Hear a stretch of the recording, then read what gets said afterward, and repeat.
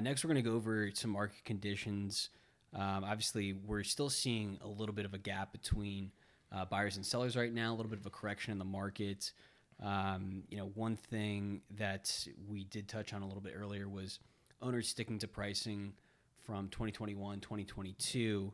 And I guess, what are you seeing with pricing and inventory as well? Yeah, we're obviously starting to see, like we've touched on in the past, a lot more inventory coming on the lease side, a lot of bigger product.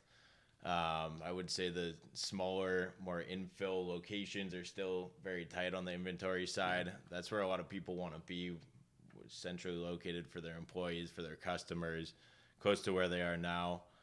And still not a lot of product on the sales side either. Yeah, especially on investments. We're seeing a little bit more owner-user product hit the market. Yep. But investments are really few and far between, and there's a lot of investors that still want to put their money here. They're still very optimistic and bullish on Phoenix and Arizona in general with everything going on. But just to cover some stats here, we've got currently 43.5 million square feet under construction on the industrial side. That's about 10% of our total inventory. Yeah. Set to deliver in the next 12 to 18 months too. So that's where vacancy is going to come into play. Yeah. We're currently at 8.7%, up from 4.4% just 12 months ago. So we've seen a dramatic increase, mainly due to that large product coming to market. And we're expecting it to go over 9% in the next 12 months. So definitely a big change from where things were at in 2020, 2021. I agree. Of just a few percent. Yeah. And on market sale price right now, we're looking at $172 a square foot, up about 2% from 12 months ago.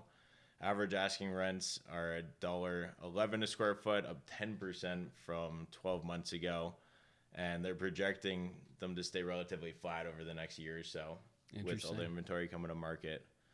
Market cap rates, something that a lot of people are asking right now. We're at 6.5%, up from 6.06% just 12 months ago. Wow. So definitely indicative of what we're seeing with the interest rate climate as well, and where lenders are comfortable underwriting on a property too.